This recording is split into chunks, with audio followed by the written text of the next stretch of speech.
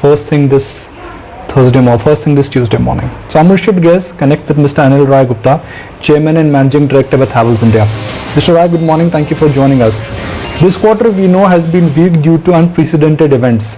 But going forward, give us a sense of where are you seeing green shoots, and in a sense now that lockdown has lifted partially, are you witnessing a revival in demand? I guess what I would say is that in the first quarter, while obviously everybody is affected by the pandemic, but when the things opened up in the first week of May, and the demand started stabilizing in the second half of May, it actually turned out that a few things happened. That the consumer demand, there was a little bit of a pent-up demand.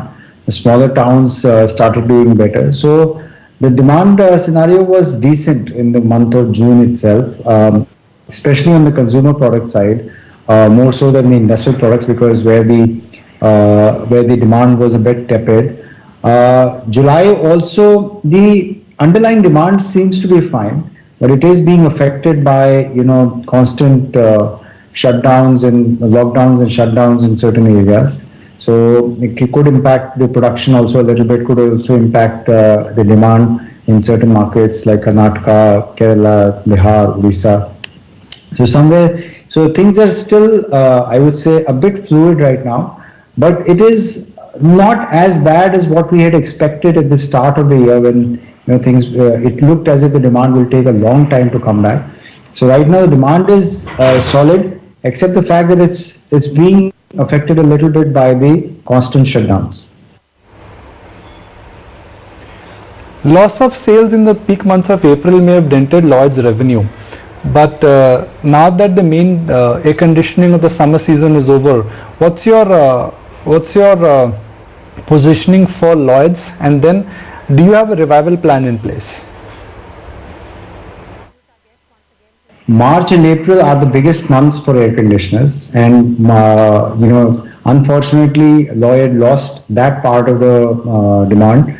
So almost like 30-35% of the sales come during those 2 months for air conditioners. But if you actually see the intrinsic strength of Lloyd, as when we started our factory last year, earlier Lloyd was dependent upon imports from China.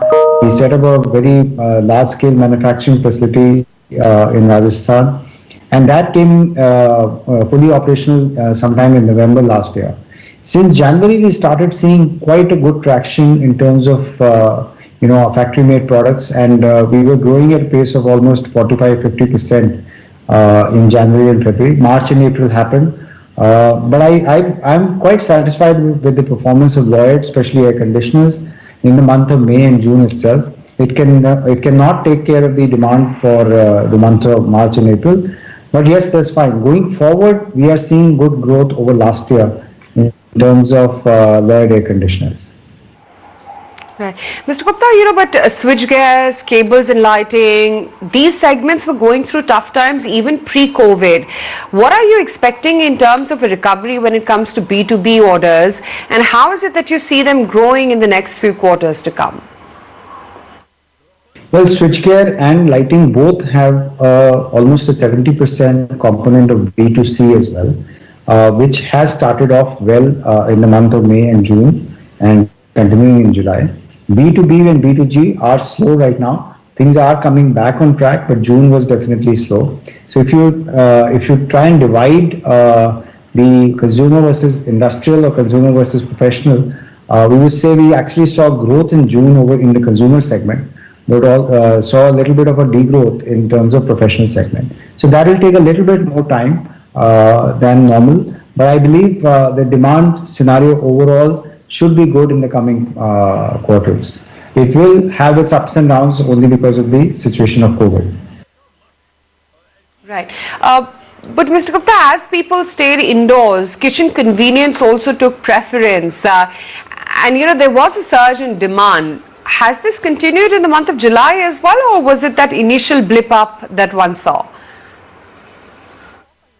I'd say pent-up demand also because of the fact maybe some sales were happening in smaller towns in the month of April as well. So there could have been a little bit of a stock filling up in the month of May.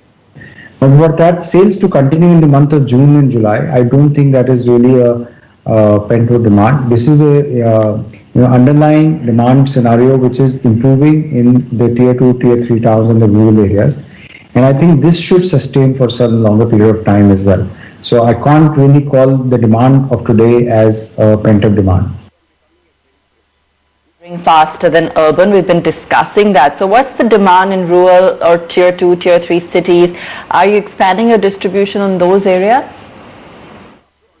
Well, this is an ongoing exercise. In fact, Havells has been prevalent, has had a strong distribution channel in the tier 2, tier 3 towns, and we have been building a rural channel also for the last couple of years. So this is going to be a continued exercise. This is not something which is a post-COVID exercise which is starting. In fact, if we have gained anything in the post-COVID scenario, is because of our entrenched distribution channel all across the country. It's not that the metro towns will lose its focus, because they will come back once the lockdowns are completely opened up. So they will also have their own intrinsic demand. So I guess there will be a continued activity of better availability and delivery across all parts of the country.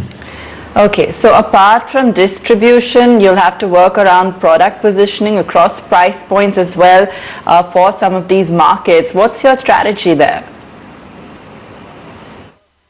Well, you'll be surprised to see actually tier 2, tier 3 towns are not really price conscious in terms of electrical products.